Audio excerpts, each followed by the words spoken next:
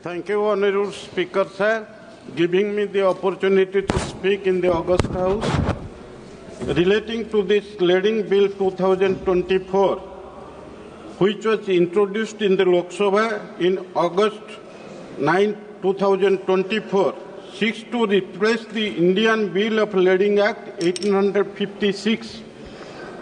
The bill provides a legal framework for issuance of Bill of Lading. To simplify, quote, this is a bill which refers to document issued by a freight carrier to a shipper. The bill contains details such as type, quality, condition and destination of goods being carried. The Act states that a bill of lading is conclusive evidence of goods on board.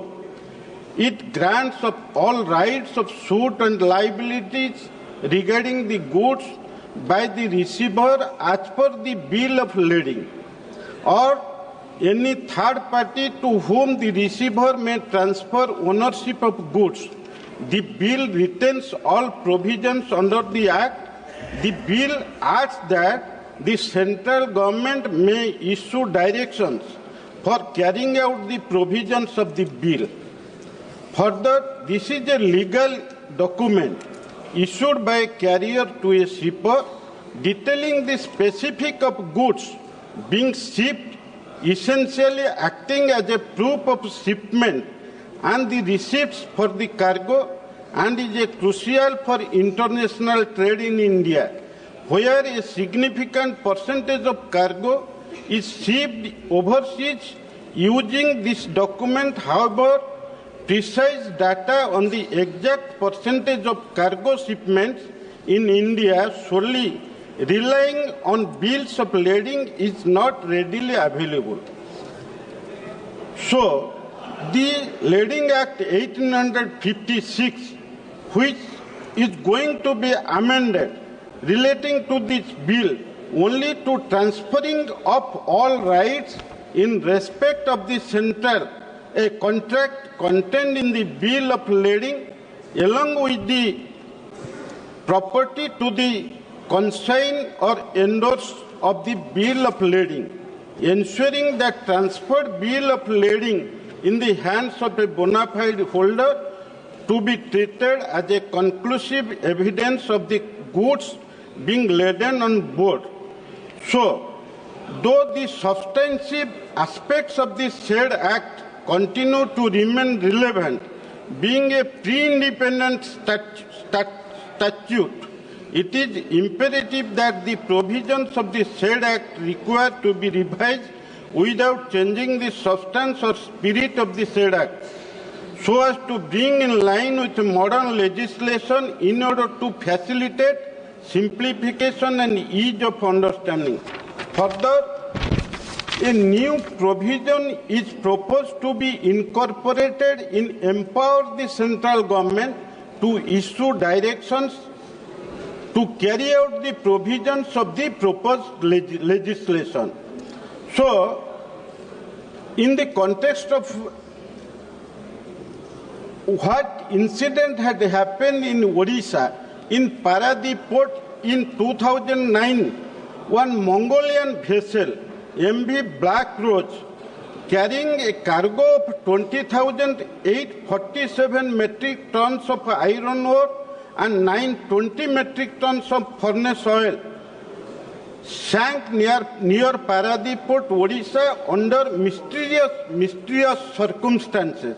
Actually, it was engaged in illegal transportation with forged documents. Actually, who was the owner? Till today, it was not known to the government till today. It was happened when Congress was ruling the country.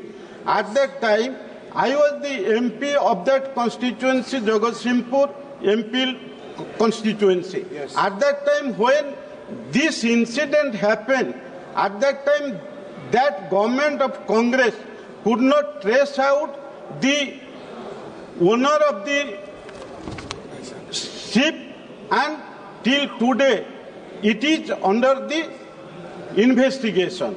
That's why this leading bill is required, because we know now our government of India, under the efficient leadership of our beloved Prime Minister Narendra Modi ji and Shipping Minister Sarbanand Sonowal ji, actually they have taken so many steps to carry out the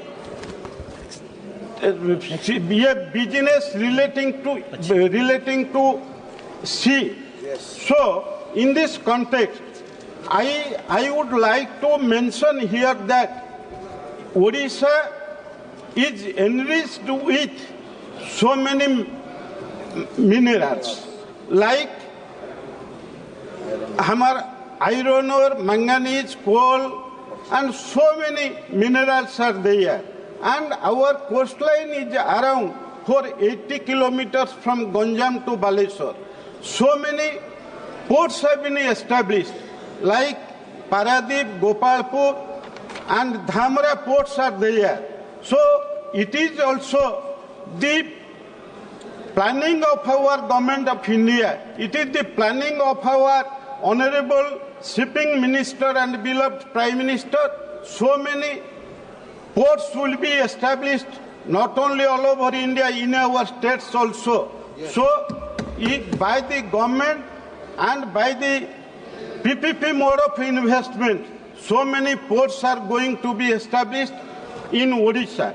In this context, I would like to say that this is just to reiterate this House that India has a fleet strength of 1,526 vessels with 13.75 million gross tonnage in 2023. During last 1 year, 6 vessels has been added to the fleet. Available data points to the fact that approximately 95% of India's total cargo is transported by sea, meaning that vast majority of cargo shipments in India are done via maritime transport.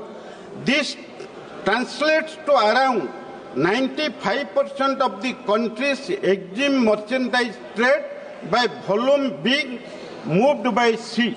So, in this context, I would like to say, by this act, which our government has decided to enhance the business by sea route, yes, so it can strengthen our economy.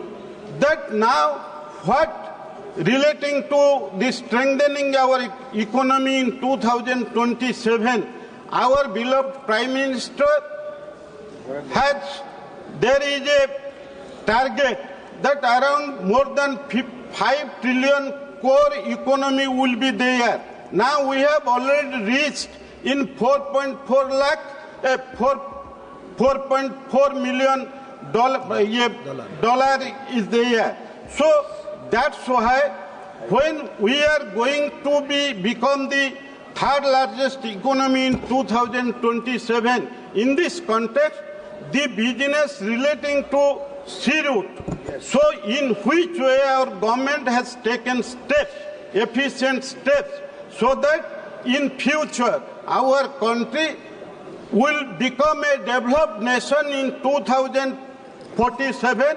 It is a step taken by the central government. That's why, yes, again, I would like to reiterate that our beloved Prime Minister and our Shipping Minister, in which way they have taken this bill so that it will enhance and strengthen our economy in future. Thank you.